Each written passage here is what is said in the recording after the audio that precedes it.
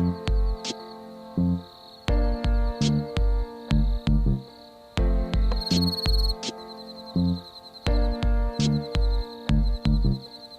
y'all. I'm Justin. And I'm Kim. Welcome to Cowboys Like Us, the podcast where we talk about Taylor Swift and her music. Yeehaw.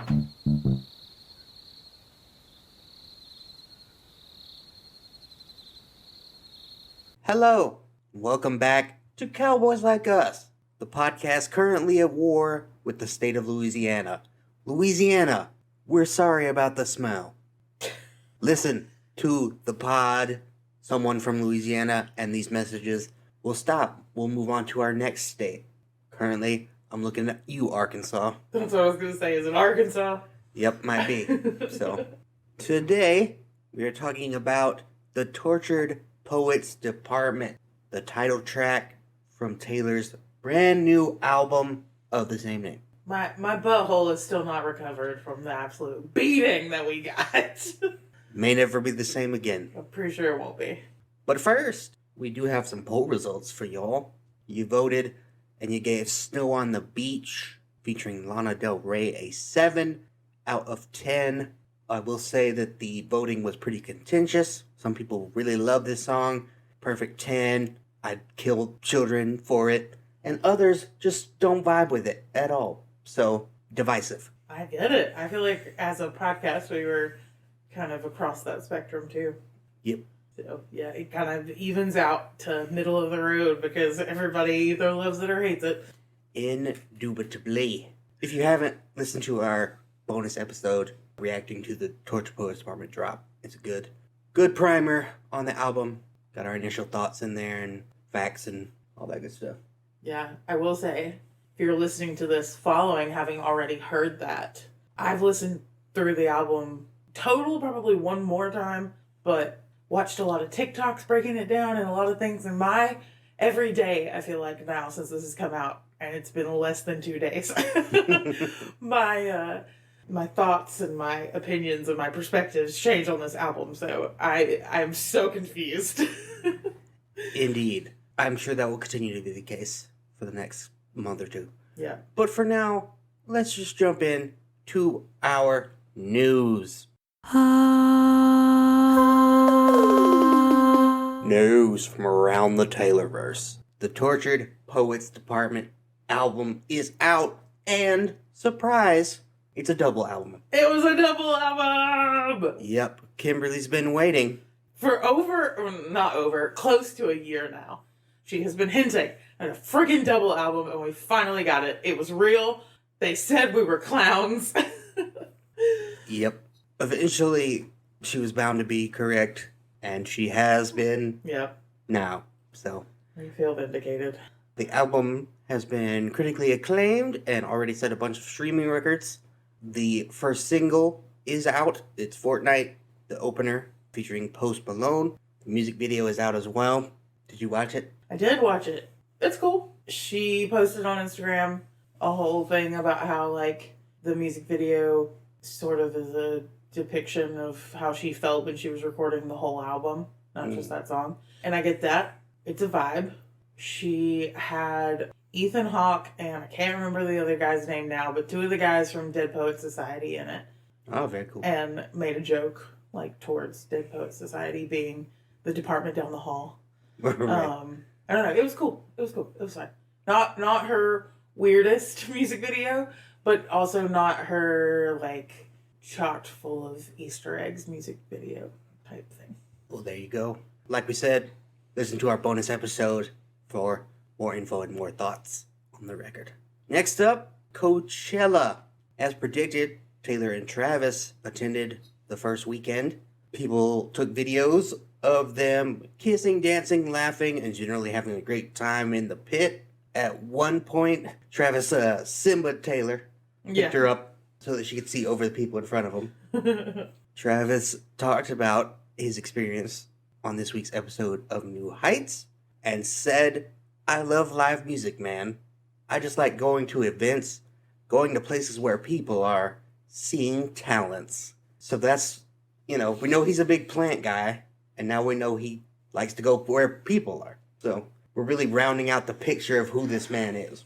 Nothing has really described this man more than the line, "You know how to ball, I know Aristotle." Yep, that's true. Poor man. Not a thought behind those eyes. He's doing his best, as we all are. Jason Kelsey then asked why Travis and Taylor didn't hang out backstage like the VIPs that they are, and Travis said, "I want to see it from the front of the stage. We probably could have finessed it that way, but I think it's that much more of an experience if you're in the pit, in the madness with the fans." Man of the people. He's just like us for real. Indeed. Except you could not catch my ass in the middle of that crowd. Nope. Absolutely not. I would rather be with the VIPs. Yeah, my days in the pit are long past. Yes, absolutely. Do not touch me. I don't got the knees to stand up for that long. No, I don't either. But also, I do not want that many sweaty strangers pressed up against me. Speaking of sweaty strangers, after the show, they headed to the Neon Carnival after party, an exclusive event that only the VISFPs got into. They were in a secluded spot in the club where some creepy sleuths got photos of them making out back there. You know what? I'm just glad they were having a good time. Yep. You do you. Make out in the corner if you want to. Indeed. But what you shouldn't do is use AI to stock up on Taylor Swift Eras Tour tickets and then jack up the prices, as a lot of people have done. Yeah, that's very fucking true, because that's how people like us don't get the chance of getting tickets. Yep. Arizona, one of the states of the union, they are among them. Arizona has passed a law that is intended to crack down on that very thing. It's intended to prevent disasters like what happened when the Eras Tour tickets went on sale. We've talked about it on the pod before, but it was bananas. Kimberly was in there fighting the good fight, and we got nothing. So Twice. We tried. Well, the first time it was the fight, and the second time it was we got nothing from the get-go. They were like, you don't even get to join the fight. Yep. Cruel Summer became the first Taylor Swift song to reach 2 billion streams on Spotify. Billion with a B. A billion. That's a lot of streams. On SNL this past weekend, Ryan Gosling and Emily Blunt sang a Barbenheimer-themed rendition of All Too Well as their opening monologue. Taylor liked it, and she said on social media, "Watch me accidentally catch myself singing this version on tour. This monologue is everything." Yeah, pretty funny. You like to see that. You like to see celebrities being friends and hyping each other up, supporting one another. Mm-hmm. You know, a brotherhood of man. Yeah. Courtney Love has a different attitude about her business. Mm. For anyone who may not know who Courtney Love is, the younger folks out there, she was the lead singer of a band called Hole back in the 90s, and she was married to Kurt Cobain.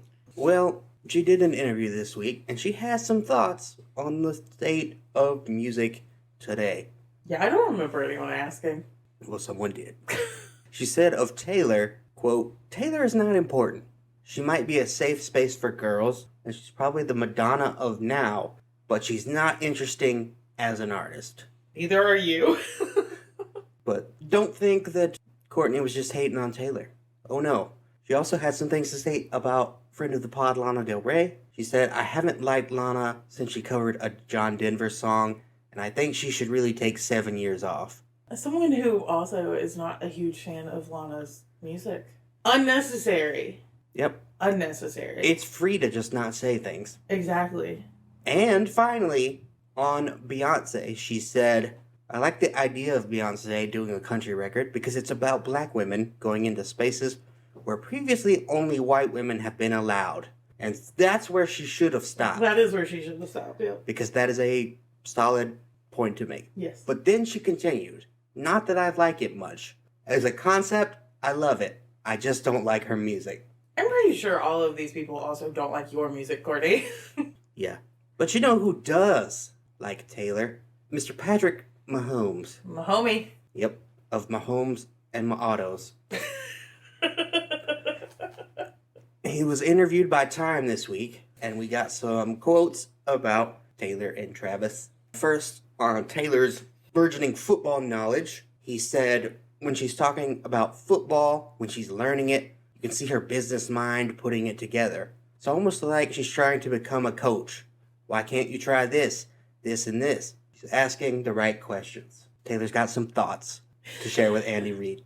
I think it's so funny. It's almost like she's trying to become a coach because Taylor can't do anything lightly. She can't just be a fan of football and ask questions that way. She's like, I gotta figure out how to coach this fucking team. Yep. Anything you can do, I can do better. Yep. On Taylor's personality, Pat said, I've met a lot of famous people, but she's probably the most down to earth. She's never not working. Even when she's taking her downtime, she's working on something. Shooting a music video, or singing a song, or writing a song. You can see it by how she talks. I like that little flex he did of, I've met a lot of famous people. Yep. Okay, Patrick, shut the fuck up. And on Taylor's effect on the Chiefs fandom, he said, she took us from a nationwide team that was kind of global to a full global worldwide team. That came from Taylor's fan base. Hell yeah. And finally, on if Taylor and Travis' relationship with her were a distraction, he said, no, we just embraced it. We like having that visibility. At the end of the day, football has always been this bruising sport. We want to make it fun, where kids grow up and play football and show their personality and be who they are. This year really magnified that. We love the support. What a good friend.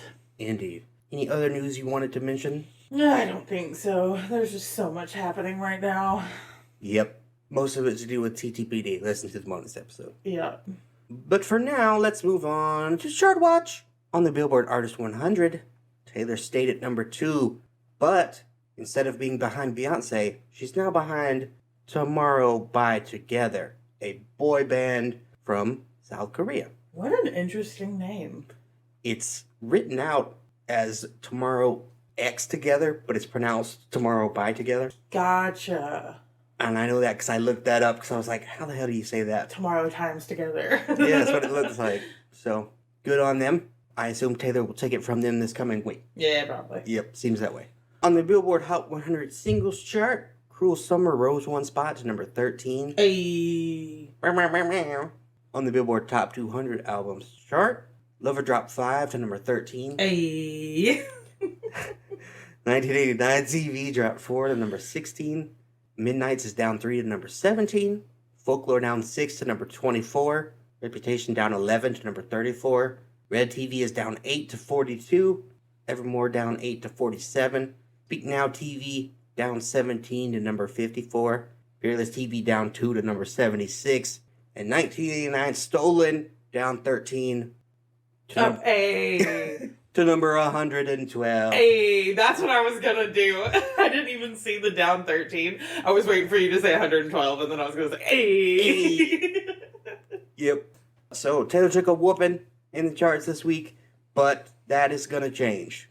Taylor's gonna come running back. If you're from the beach like me, then you know. If you ever see the ocean pull back real far, fucking run. Yep. Tsunami's coming. Grab your kids, grab your wife, and run. Yep. Realistically, if you see it, it's already too late. But that's true. You might as well try. Trying is free. You're dead. You're dead. If you see it go out, you're dead. And now, it's time to go to Kimberly's Clown Corner. I'm scared.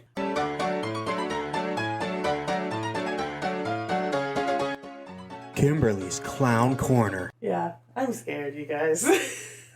I did all of this morning because we've had a wild few days. So I haven't, we didn't know anything about this song until officially midnight on the 19th. Today is the 20th. Yep. Hashtag 420. Blaze it, my son. So, I didn't know if I was going to have a clown corner for this song, necessarily. We all thought the song was going to be about Joe Alwyn. And I was like, is this when I do theirs, or do I save their relationship for another day? Whatever. Then the song comes out, and turns out we were all wrong. Yep. Matty Healy is everywhere. Yep. So, this morning, I had to do a quick Swift re-listen research, which turned into like a couple of hours worth of research. It was not quick at all. 7.5 pages. I lost my mind a little bit, and I'm trying to find it again. He went into the bedroom and said, I'm going to go take a nap. And then... I said I'm going to go take a nap, or I'm going to go do a little bit of work for the podcast and take a nap. And then, like an hour later, she just had a pad full of lunatic scribbling. So... I had a legal pad of 7 pages of handwritten notes. Justin walks in the room, and I'm like, I have my clown corner. Yep. So, let's get into it. Matty Healy, who the hell is this? Who's he? Alright. So, Matty Healy. If you recall, at the very start of this podcast, we talked about him a lot, actually. Because some of this shit was happening. Yep. So, we've gone over some of this before, but I'm going to take you through that again, too, because you might not have been here. You might not have been listening, paying attention. You might not remember. Also, you don't want to have to go back and listen to the first few episodes because they don't sound very good. Yeah, we don't want you to. Don't go back. We've gotten a lot better. We've gotten better. But in case you don't know, and you live under a rock somewhere, but not, you don't have to live under a rock to not know who Matty Healy is. It's pretty easy. But anyway, he is the lead singer for the band, the 1975. I'm a fan of their music. I, too, am a fan of their music. Because I'm a fan of their music, I knew he was a problematic king before he even was, well, I guess not really before he was linked to Taylor, but as soon as he was linked to Taylor. Right. So, yeah. He's in a band. He has a history of drug abuse. That sweet, sweet heroin. I was going to say, I don't really want to kick a man while he's down, but he's made poor life choices. And he talks about them a lot. So, yep. With that being said, let's talk about how he pertains to Taylor Swift. So, my sources for this are today.com, Elle.com, and 2 TikToks. One from GQ, the magazine, and the other from a TikToker named Britt Marie. Her handle is at It's the BML. In November of 2014, I remember it well, Taylor attends the 1975's concert in Los Angeles with Ellie Goulding and Selena Gomez. Okay. Matty talks in an interview with Australian radio that he and Taylor met and exchanged numbers. When the host suggests that they might be the next big celebrity couple, he responded, quote, I mean, bloody hell, what am I going to do? Go out with Taylor Swift? She's a sensation. I wouldn't say no. Later that month, Taylor is spotted wearing a 1975 tank top. This is also like falling within the time where she was on again, off again with Harry Styles, and people think she might have been dating Carly. Those all overlap. Right. Matty also wears a 1989 t-shirt on stage at one of his concerts. In December of the same year, Taylor attends another 1975 concert in New York, this time with Carly Kloss. In early episodes, I talked about Carly, kind of went over Kissgate a little bit, but people think that they were making out in the balcony of this concert, and this is where the birth of Kaylor happens. It is at this time that US Weekly reports that Taylor and Matty are secretly dating. Anonymous source says, quote, it's very new and they're having fun. They're seeing where things go. Matty pursued her and was texting her frequently. In January of 2015, Matty denies all the dating rumors. He says it's, quote, ridiculous. He also said, quote, it's bloody fake. It's all fake. It's all a farce. There's no, relationship or anything happening. We met each other and exchanged numbers in the same way a lot of people in this kind of world do. And we spoke occasionally, and she's the biggest pop star in the world. I'm in Australia. There's no, relationship or anything happening. It's just funny how people really, really buy into that. So that didn't happen as much as it'd be amazing for me if it did. Unfortunately, it didn't. So this is going to be a thing that we run into while we're talking about this relationship. Matty, kind of like Taylor, loves to talk in gibberish and literally just ramble forever. So his quotes are 1,000,000 years long. So anyway, in summary, he said it didn't happen in a lot of words, which then made it sound like it probably did happen, and he was trying to overcorrect and deny as hard as he could. He thinks the lady doth protest too much. Precisely. In February, so a month later, Taylor and Matty are seen hanging out at Universal Music's party following the Brit Awards. Mm-hmm. This is the same night that Ellie Goulding introduces Taylor to Calvin Harris. Ellie Goulding, the cause of the world's misery. Ellie Goulding is a problem in a lot of relationships. Yep. March 2016, a year later, Matty denies again that they dated. He described their dynamic as a flirtation and infamously said dating Taylor would be, quote, emasculating. So we talked about this a little bit early on in the podcast because this came back around when they did start publicly dating. But the full quote is, "It's just interesting to me how interested the world is about Taylor Swift. The reason I mention that is because if I had properly gone out with Taylor, I would have been fucking hell, I'm not being Taylor's boyfriend." The way he says it is wild. But anyway, it's like a quote. Fucking hell, I'm not Taylor Swift's boyfriend. You know, fuck that. That's also a man thing. A demasculinating? I spelled it how he said it, but... Yeah. Demasculinating is how he said it. Uh-huh. Is that a word? I don't think so. I don't think so either. I didn't think it was when I was writing it out, but I wrote out what he said. So that's also a man thing. A demasculinating, emasculating thing. So the one time I did have a flirtation with a girl, it ends up going everywhere. I mean, I got on E! News and people were like, "Who's Matty Healy?" So that's cool, but I didn't make a big deal out of it myself. It's not really anything to talk about because if she wasn't Taylor Swift, we wouldn't be talking about her. She wasn't a big impact on my life. Rude. Yep. Then Matty tried to take it back.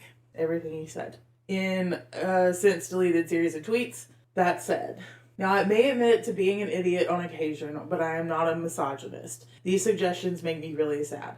I was, for a very short time, immersed in a celebrity world that I found confusing and scary. At that time, I had fears of being someone's boyfriend. Remember, this is all speculation as we never dated, before even being recognized for my music or presence as a person in my own right."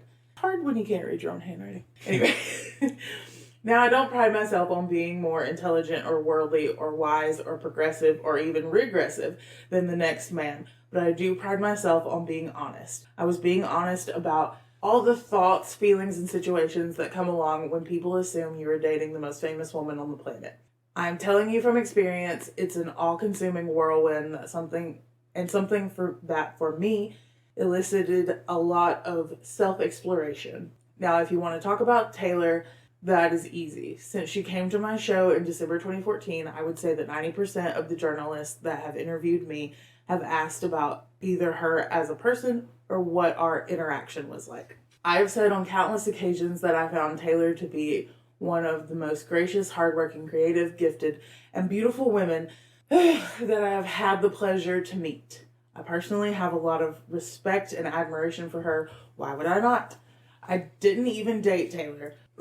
But the media's incessant and brutal obsession with her has meant that even a guy who didn't date her has been so battered by their never-ending questions that he has inevitably said something that can be lifted or molded into something that resembles shade. It's really sad. Here's the thing with that comment and response. Saying that you find the idea of dating a woman who is wealthier and more powerful than you emasculating is misogynistic because it assumes that the man should be wealthier and more powerful. Successful, yeah. Therefore, to have it flipped would emasculate you, right? You've bought into toxic masculinity, it's bad business. And to try and then spin it as the media twisting it into what? From what? What was it? Exactly. To go on that long of a rampage, to be like, I'm offended that you would think I'm a misogynist, and then to in no way explain how you're not a misogynist. Yep. You didn't say anything in your defense. Yep. Fake news. That was his defense. Yeah. This is the ramblings of a madman. So let's move on to many a year later, November of 2022. Rumors circulate that Matty Healy and Taylor Swift collaborated. He calls them fake in September. Then in November, 2 months later, confirms the 1975 worked with Taylor on Midnights, but the music they made didn't make the final cut. Right.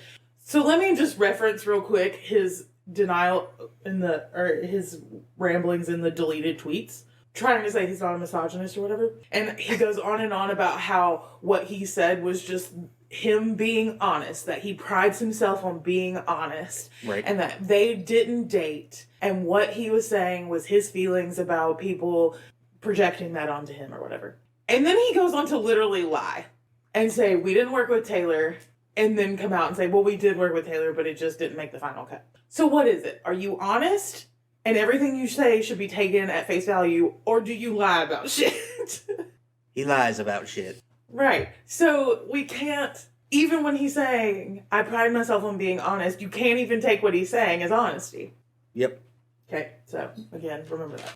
So then, in January of 2023, the world still thinks that Taylor and Joe Alwyn are together. But as we know now, that might not have been the case. Taylor makes a surprise appearance at the 1975's London show and performs Anti-Hero for the first time.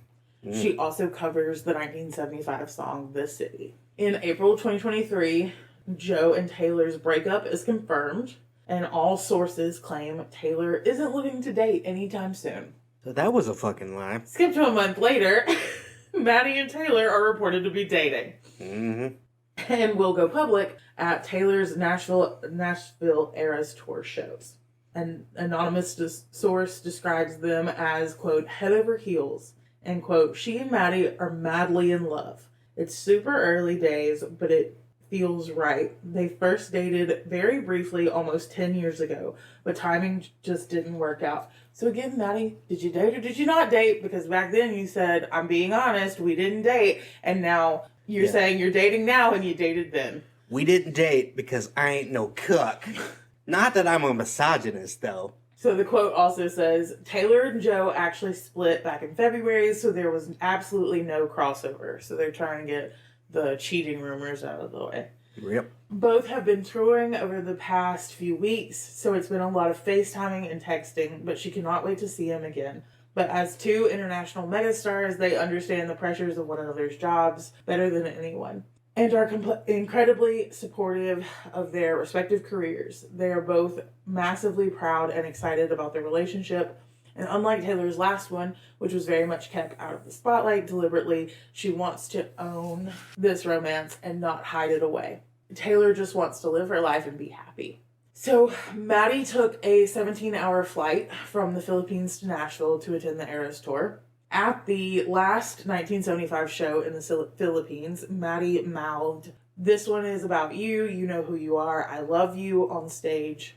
The night he attends the Eras Tour, Taylor mouths the same thing during Cardigan. Ew. Yeah. The next night, Matty joins his friend Phoebe Bridgers, In it. on stage as she opens for Taylor. Matty and Taylor are spotted returning to Taylor's Nashville condo in the wee hours of the morning. Entertainment Tonight reports that, quote, Taylor has a crush on Matty and they are having a good time hanging out. Matty also thinks Taylor is awesome and incredibly talented too. They dated briefly in the past. That was the end of the quote. And they also said that they reconnected by Jack, who worked on both their recent albums. So a anonymous source for US Weekly reported that Taylor isn't sure she's ready to commit to something so soon, but they are looking to give things a second chance. They are seen on their first public appearance at Casa Cipriani in New York, cuddling and kissing. Ew. And we talked about that on the podcast when it happened. On May 16th, the two are seen leaving Electric Lady Studios. Then 2 days later, they are spotted kissing out on a date with friends at Zero Bond. So we also talked about that date that they went on. This is the last report we have of them before their split. From official beginnings, so official to us, to this sighting is 15 days, or roughly a fortnight. I wonder if that has any significance. June 2023, a source tells TMZ Taylor is single, confirming the two have split. And in July 2023, rumors swirl that they're back together, but both Taylor and the 1975's reps shut down the claims. So they say, absolutely not. So some other things of note. That is the basic timeline.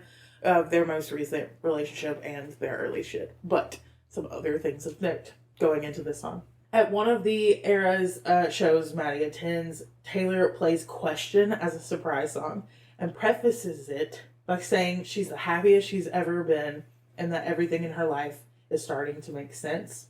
During their time publicly dating, some Swifties wrote an open letter to Taylor under the hashtag #SpeakUpNow, begging her to dump Matty Healy. Yep, I remember that. Wasn't good for her. I think we reported on it. Which I feel like plays a lot into the song, But Daddy, I Love Him. And also, Who's Afraid of Little Old Me. Yep. Taylor had some things to say about the fans in this album. Matty did an interview with GQ talking about how he loves typewriters for writing songs because, quote, there's an element of commitment that goes with the ceremony of it. What an odd thing to include in this clown corner. I probably won't pay off at all. And Britt Marie has a great video quickly breaking down which songs on TTPD have references to Matty Healy, probably way more than you think. She has points and references for Tortured Poets Department, Down Bad, But Daddy I Love Him, Fresh Out the Slammer, Guilty as Sin, I Can Fix Him, Love of My Life, The Smallest Man Who Ever Lived, The Black Dog, I'm Gonna Get You Back, Chloe or Sam or Sophia or Marcus, and Peter. 12. Out of 31. So, also a note that you and I, as listeners of the 1975, have yet to even mention to each other, and I really didn't notice until it was pointed out to me. I'm Gonna Get You Back is, Madeline said it on our bonus episode, but it's all lowercase and all one word, much like a lot of the 1975 song titles are. Very true. And sorry, I have to amend, because I wrote it out of order a little bit. I have to amend his statement to GQ a little bit. Uh-oh. Let me redo it. So, he tells GQ about using typewriters, quote, there's an element of commitment that goes with the ceremony of it. Therefore, it requires you to concentrate a bit better. He also talks about a book he keeps with him that is full of, quote, stories that I write about being in love with other pop stars. Okay. That is a lot of information. It is. It is. So now that you have all of that about Matty Healy and a little bit about who he is as a person, but not a whole lot because that's not what this podcast is about. You can do your own research there. But but how he plays a part in Taylor's life. Re-listen to this album and realize that it's about Matty Healy and Joe only has like 2 songs. Unfortunately, yes. Thank you, Kimberly. And now let's get into our song of the week, The Tortured Poets Department, originally released on April 19th, 2024. Ooh. On the album of the same name. It was written by Taylor Swift and Jack Antonoff and produced by Taylor and Jack as well. Chart info, we don't have it yet. We should on our next episode in the chart watch. So we'll see where it debuts. Breaking news in the middle of an episode, just because it's in there. Fortnite, featuring Post Malone, broke the record for the highest single day streams in Spotify history, earning 25 million streams. It broke the record held by All I Want for Christmas Is You. Well, then it's probably going to be number 1. Fortnite is. Yep. TTPD, the song, we don't know yet. That bit of news comes straight to you from the Gremlin. That's right. What has Taylor said about this song? Dog shit. Yep, she's still talking about the album as a whole right now, doing press for it, so. I would love if we got, like, little breakdowns of the song like we did with Midnights of each song, but I don't see her doing that with this one, because it's so, like, so devastating. Tortured Poets, the Long Pond Sessions. Oh, I'd kill for that shit. It would be cool. Let's get into the critical reception then. Do the critics like this song? Well, the Daily Telegraph called it witty. The Independent said that it dismisses all pretensions before undercutting that self-awareness with a genuine plea for love and connection. The AV Club called it funnier than the melodramatic marketing would make it seem. Swift and her lover are not tortured poets, she points out to her cringy but lovable typewriter-wielding sad boy. The Irish Times called it totally overwritten. Frankly, she sounds like a pretentious ass. She leaves no space for the song to breathe, cramming in as many words as she can. It is wearying. NME said, has the worst lyric on the album, the Charlie Puth line. Yep, that's what they were referencing. And Paste agrees. It said, features some of Swift's worst lyricism to date, including the irredeemable, relentlessly cringe, You smoked then ate 7 bars of chocolate. We declared Charlie Puth should be a bigger artist. I scratch your head, you fall asleep like a tattooed golden retriever. Lines glazed atop some synthesizers and drums that just ring in as hollow, unfascinating costuming. Billboard ranked it number 11 out of the 31 tracks. Top third. Nope, that's not how math works. Just outside top third. Business Insider called it a cringeworthy song and an unworthy title track. Goodness gracious. The people who hate this song hate it. Hate it, hate it, hate it. So that's fun. What about the fan reception? Do the fans enjoy it? So, Big Boy Rob has not added TTPD, the album, into his rankings yet, so we don't have that. Yeah, but we'll give it to you next week if he does it. Yeah, but he wrote the glowing 5-star review of TTPD, the record, so it's probably going to be, pretty high. I would think so. And then r/Taylor Swift, they haven't done, obviously, their Survivor yet, but the reaction is overall very positive. Everyone there agrees that it is a Matt Healy song, not a Joe Alwyn song. Some choice quotes from the mega thread about it. I'm literally begging her to see a therapist.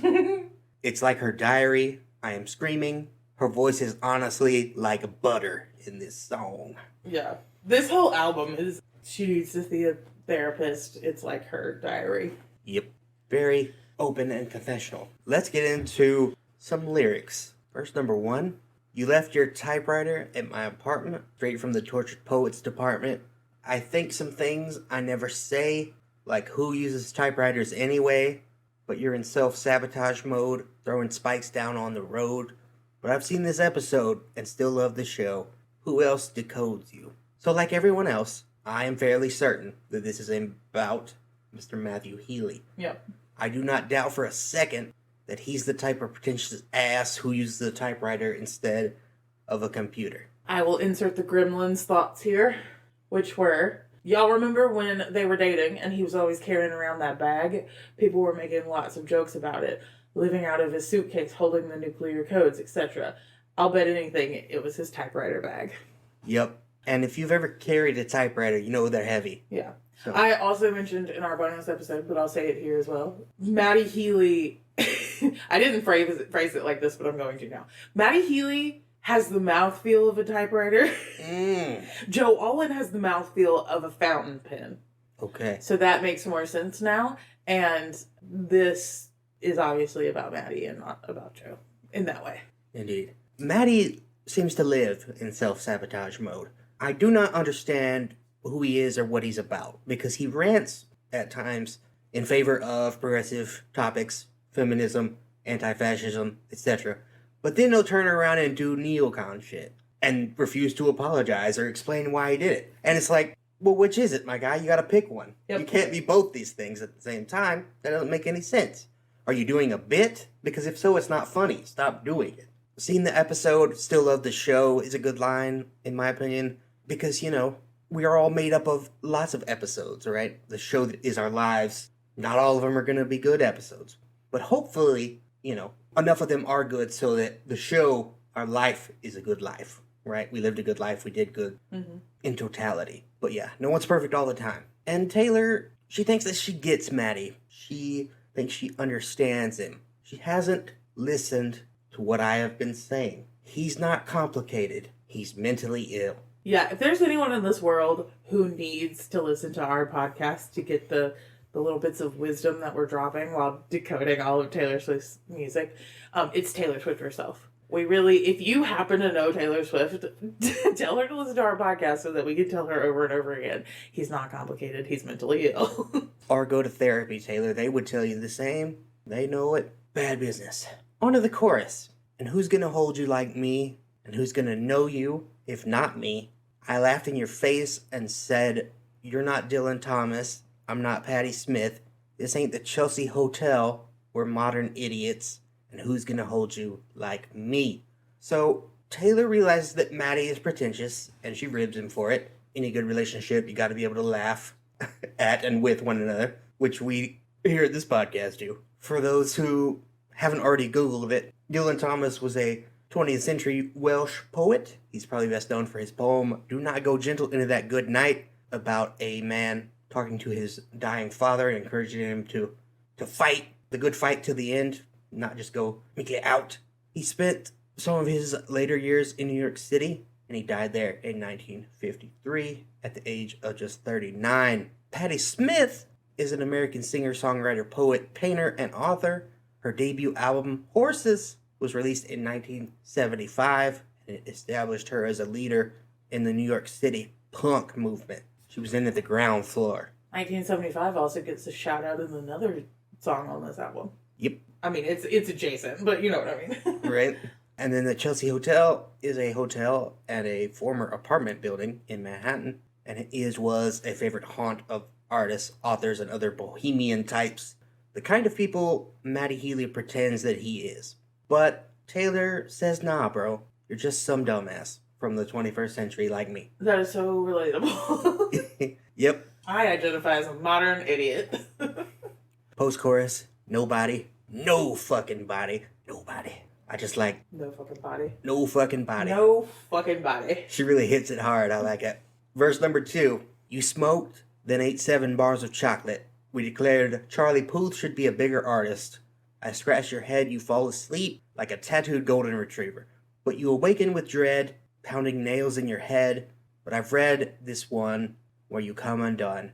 I chose this cyclone with you. So the 1975 have a song called Chocolate. It was actually their first song that I heard and made me a fan. Chocolate is slang for marijuana. I did not know that. Yep, that's what that song is about. Your whole car smells like chocolate. Okay, let me just say, when I first started listening to the 1975, we all know that I struggle with metaphors in general. Mm-hmm. But I struggled to understand some of their music. And I haven't re-listened to that song in a long time. Yep. But weed also often makes you hungry, right? It's a famous meme. Yeah. Got the munchies, like Shaggy, always looking for hoagies. So you could easily smoke some chocolate, wink wink, and then eat a bunch of actual chocolate. Could definitely be a thing people do. The Gremlin said, weed lore confirmed once again, LOL. That's right. Taylor smokes weed sometimes, probably. Deal with it. I think if she wasn't introduced to weed before Joe really got her into smoking weed. I would figure. I could see it. But I also wouldn't put it past Matty Healy introducing her to weed the first time they did. And here we are. The infamous Charlie Puth line. It's already infamous. People hate it more than they hate Hitler. And I'll just say up front, I don't really like Mr. Puth's music. I don't like his vibe. I'm not a fan. But I do not understand why the line has bothered people as much as it has. It seems like a thought one could have and express while stoned if you liked Charlie Puth. And I don't think it's meant to be anything else. So why is it so weird to people? And I don't think of Matty as a golden retriever. So it seems an odd choice of dog for him. Travis seems like a golden retriever to me. Happy, fun-loving, not too bright. Let's be honest. Matty, on the other hand, seems like some type of pretentious designer dog. The Gremlin said, LOL, like a Shih Tzu? Half Shih Tzu, half Poodle. Yeah. I don't know how you would pronounce that combo name, but yeah. I guess so, yeah. Shipoo. Shipoo? That's the funniest. Shit poo. Shit poo. Yep. A lot of people smoke weed to cope with their anxiety, right? Makes you calm. But when it wears off, it comes right on back, boys. That's what happened to Matty after he wakes up from his weed nap. Taylor did choose the cyclone. And my question is why? Presumably because she thought she understood something no one else did. A lot of people have done that, including me. Maybe they're too empathetic and trusting. They want to see the good in people. And sometimes the surface is just the whole thing. The Gremlin said she likes to feel in control of things. My note is reference the song I Can Fix Him, No Really I Can. Yep. Onto the bridge. Sometimes I wonder if you're going to screw this up with me, but you told Lucy you'd kill yourself if I ever leave. And I had said that to Jack about you, so I felt seen. Everyone we know understands why it's meant to be, because we're crazy. So tell me, who else is going to know me at dinner? You take my ring off my middle finger and put it on the one people put wedding rings on. And that's the closest I've come to my heart exploding. Spoiler alert for the people out there. He was, in fact, gonna screw it up. And he didn't kill himself when you left. You didn't kill yourself either. You're both full of shit. So, that's fun. Yeah, don't... PSA. Do not threaten to kill yourself if someone leaves you. That's manipulation. Yeah. Also, don't say it if you know you're not going to follow through. That's right. Don't talk about it, just be about it. Lucy Dacus was a friend of the Maddies. She is, of course, a member of Boy Genius, along with Phoebe Bridges. Yep. But not so much lately. She got off the ride. Hopefully Phoebe did as well, I'm not sure. Maybe Taylor and Matty are crazy, because that would make sense, based on lots of things that were in this album. Mm-hmm. I don't have a better explanation. Maybe they do belong in the psych ward that she's built. Maybe so. Matty's a love bomber. That's what I learned. You know, the ring thing. Yeah. And the gonna have babies and shit. Yep. And it was extra effective because Joe Alwyn strung Taylor along for years without popping the question or giving Taylor that emotional commitment that she needed. But yeah, messing with her, pretending like I'm gonna marry you and we're gonna have babies together after that's what she wanted for so long and her last relationship wouldn't give it to her. That is straight fucked up. That's just mind games on a new level. The tick, tick, tick of love bombs. It's in Taylor's summary poem. Yep. That's what that is. Yep. Let's get into our overall thoughts. Kimberly, how do you feel about this song? So I unfairly judged this song on initial listen, and I think a lot of the critical responses did too, because I wrote underwhelmed in my notes. But after about roughly 36 hours now of letting it marinate, I appreciate its beauty. Okay. I've re-listened to it a few times. You've come around. And I've come around. Unfortunately, I think a lot of early songs on her albums get that reaction from me because I'm too busy figuring out the vibe of the album and the new era we're entering, so they don't get my devoted attention if they don't reach out and grab me by the throat, like some of them did. There was a lot of speculation that this album and this song was about Joe because of the title, The Tortured Poets Department. Right. He had a group chat with his pretentious friends called The Tortured Man's Club. Right. So everybody thought Taylor was playing off of that. I still think it's played off of that, but it makes me think now that her and Matty like sat around and she was like complaining about Joe and their relationship and his friends and stuff, and she told him about the group chat, and they were like, "Oh, we should be, we're the Tortured Poets. We should be the Tortured Poets Department." Yeah, I think so. I think you nailed it. So, for me, I'd really hoped that we as a society were just all going to pretend the Matty Healy thing didn't ever happen. Ever. Mm-hmm. It was a fever dream we all had. Mandela affected out of existence. Unfortunately not. Unfortunately not. Taylor decided to talk about it, and I'm bummed about that. But this is a good song, in my opinion. As someone with an English degree, I appreciate the Dylan Thomas reference. And as someone who's into punk music, I appreciate the Patti Smith reference. And if I ever doubted it before, I do not doubt it anymore, that Matty Healy is a pretentious love-bombing twat. As a fan of his band, I don't know if I'm going to be able to continue listening to their stuff after some of the things we've learned about him on this album. Going to be tough. Yeah, it's rough. It's rough. Yeah. Like I said earlier, I was a fan of the band and knew he was problematic. But I feel like I keep just learning worse and worse shit about him. Yeah, at a certain point you just got to get off the ride, and I might... Lucy and hopefully Phoebe did, so might be right behind them. Might be. Let's move on to our ratings. For those who may not know, we rate every song on a 1 to 10 scale. 1 is very bad, 10 is very good, and 5 is very mid. Kimberly, what do you rate the Tortured Poets Department? Give it an 8. Higher than your initial thought. Yep. When we initially discussed what we might rate this song, I was panicked and I was like, I don't think I've had enough time with it. I'm scared I'm going to rank it too low. Mm-hmm. So we had decided I would just give it a 7 to be safe. Yep, cop out. But yes, I have come around and I feel confident in my ranking of an 8. I was always planning to give it an 8, and after a few more listens, I feel confident that's where it is for me. So it's going to stay an 8. Yep. And I'm good there. If you'd like to tell us how you rate the Tortured Poets Department, you can do it on Spotify. There will be a poll in the episode description of this episode. And you can also vote on our various social media platforms. Kimberly, what are we on now? Instagram, Threads, X, TikTok, YouTube, Patreon, Lemonade. I almost forgot that one. Yep. We're on lots of things. at... CBLU_podcast. That's right. So follow us on those things. The Pod Gremlin is always cooking something up over there. So, Yes, sir. Kimberly, what song are we going to talk about next week? The very first night. Yes, The Very First Night. Vault track. And it has an interesting potential Gaylor angle that the Gremlin will doubtless want to talk about. So, expect to visit the grotto. Yep. Should be good. Should be good. Join us, won't you? But until then, thank you so much for listening. We will see you next week. Goodbye. Goodbye. Meow.